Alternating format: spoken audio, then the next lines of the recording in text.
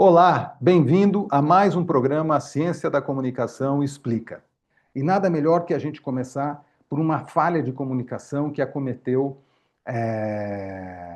a usina Chernobyl, localizada na Ucrânia, então sob domínio soviético, um acidente terrível nuclear que aconteceu por lá. E qual foi a falha de comunicação que transformou esse acidente, além de um problema industrial num problema geopolítico? Tudo começou em 1996, quando técnicos da usina de Chernobyl decidiram fazer um teste no reator número 4 da usina. Era um teste de baixa potência, um teste regular.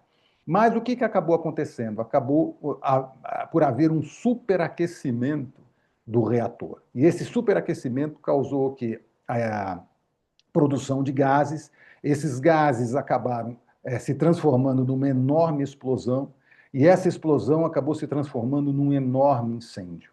Resultado: todo o edifício do reator foi comprometido. A explosão fez com que uma nuvem radioativa escapasse para a atmosfera. E como as correntes de ar lá na região levam toda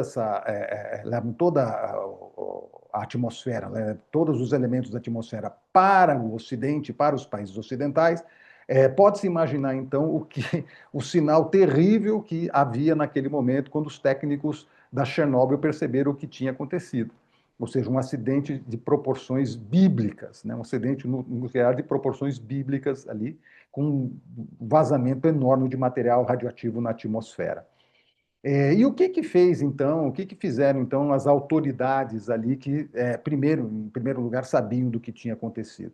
Elas não fizeram absolutamente nada. Decidiram esconder a situação e tentar resolver o problema por ali mesmo, ignorando aquele vazamento e ignorando as correntes atmosféricas que levavam o material radioativo para os países do Ocidente.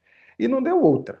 Logo, a Suécia foi o primeiro país a perceber que havia algo de errado na atmosfera, os medidores começaram a apitar e a Suécia fez por meio da embaixada, fez uma reclamação formal para o governo da União Soviética, que tentou negar a situação, o que, aliás, comprometeu ainda mais a situação de credibilidade da União Soviética na época, já numa severa crise. E isso, né, transformou aquele incidente industrial, então, numa crise geopolítica de alcance global. Nós sabemos das consequências terríveis, né, do que foi Chernobyl, do vazamento, da contaminação, das pessoas que morreram, da dificuldade que foi você fazer a limpeza daquele processo. Mas o Mikhail Gorbachev, que era então o líder da União Soviética, e começava, né, a ensaiar uma abertura política e depois uma abertura econômica, anos depois ele diria que ele acreditava que a queda da União Soviética em 1991 foi causada, sobretudo, por Chernobyl, muito mais do que pela perestroika, né, aquela desastrada política econômica de tentativa de abertura do mercado da Rússia comunista. Não é à toa. Para se ter uma ideia, né, Chernobyl custou, nas estimativas indicam hoje em dia que a limpeza, o reparo, Chernobyl custou para o governo da União Soviética na época a bagatela de 300 bilhões de dólares. Ou seja, uma quantia astronômica. E os resultados? Os resultados foram os mais terríveis possíveis, como nós sabemos. Houve um enfraquecimento do comando da União Soviética, inclusive não só um enfraquecimento interno, porque a população ficou extremamente revoltada, como as autoridades conduziram aquela situação, mas também, até mesmo países aliados do bloco soviético na época, do leste europeu, também ficaram extremamente decepcionados com a postura da União Soviética, dos técnicos da União Soviética, como eles tentaram contornar aquela situação, colocando em risco a população, né? Tanto a população das outras nações. Então, não só foi uma crise econômica, uma crise industrial, uma crise, vamos dizer, ambiental, como acabou sendo também uma crise política enorme, porque a própria Ucrânia, Belarus, ou seja, começou, isso estimulou o nacionalismo daquelas ex-repúblicas soviéticas para que eles se tornassem independentes e pudessem, vamos dizer assim, tocar o próprio destino frente àquela vamos dizer assim, aquele problema de administração que o governo da União Soviética mostrou, né, com a tentativa de resolução do vazamento da explosão do reator 4 da usina de Chernobyl. E quais foram os motivos, né? Teve muitas análises, teve um inquérito muito grande para se descobrir, mas as pessoas, vamos dizer assim, são três os grandes motivos que são considerados para explicar aquele enorme acidente que aconteceu em Chernobyl. O primeiro motivo é erro humano. Na hora de realização do teste lá do reator número 4, houve uma manobra imprecisa, não souberam ler os instrumentos adequadamente, não souberam operar adequadamente, e isso acabou gerando, vamos dizer assim, o superaquecimento e depois a explosão do reator e um consequente incêndio. O segundo grande motivo que é explicado é um problema no próprio reator, né? O reator lá era considerado assim, que tinha alguns defeitos, depois foi feita uma perícia que começou a mostrar que realmente talvez havia alguns problemas com aquele reator da usina de produção soviética, da usina de Chernobyl.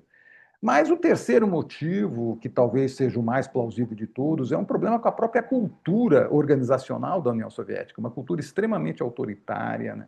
Extremamente punitiva, que fazia com que os funcionários e os técnicos simplesmente decidissem não contar os problemas ou tentavam amenizar os problemas para que a responsabilidade não recaísse sobre eles ou para que eles não afrontassem os seus superiores.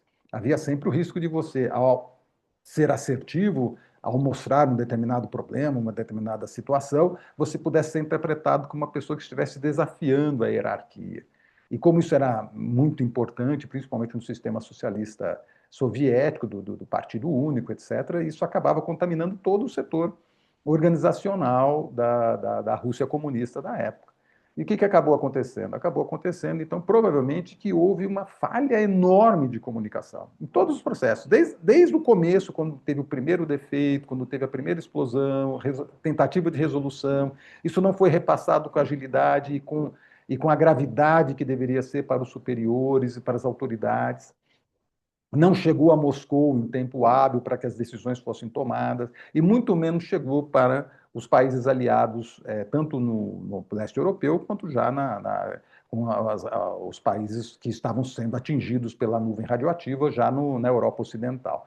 Então, você imagina que esse problema de comunicação talvez seja o que, se não foi ele que causou a situação, que causou a explosão do reator número 4, com certeza foi ele que piorou muito a situação do acidente da usina de Chernobyl. E qual que é o nome que se dá para isso? Qual que é o nome que se dá quando nós tentamos suavizar a nossa comunicação, quando nós tentamos amenizar nossa comunicação por medo das consequências do que nós vamos falar, para não afrontar nossos superiores, para não causar um mal-estar? Qual é o nome que a ciência da comunicação dá para essa situação? O nome disso chama-se mitigação da linguagem. Em inglês, mitigated speech. Isso é um fenômeno estudado já por algumas linguistas famosas. Isso já é atestado, tem comprovação científica, e, como nós vimos, é um tipo de fenômeno que pode causar problemas sérios, seríssimos, tipo esse problema que aconteceu na União Soviética, né, com a explosão da usina de Chernobyl no território da Ucrânia, na época, sob comando soviético, e o que acabou acontecendo, gerando uma enorme crise geopolítica. Não só uma crise geopolítica, mas que afetou, inclusive, a própria, que veio a trazer até a queda do regime socialista na época, e veio a afetar todo mundo em termos energéticos. Imaginem vocês que a desconfiança que começou a haver sobre usinas nucleares fez com que o programa de usinas nucleares em toda a Europa, em todo o mundo, na verdade, fosse reduzido. Aumentou a dependência de usinas de combustíveis fósseis, né? Cresceu o poder dos partidos ambientalistas, sobretudo na Europa Ocidental, ou seja, a Chernobyl, né, a mitigação da linguagem, esse problema grave de comunicação que acometeu a usina de Chernobyl em seu acidente nuclear, teve consequências geopolíticas enormes e mostra como a mitigação da linguagem pode até mesmo afetar crises, ou ocasionar crises geopolíticas globais.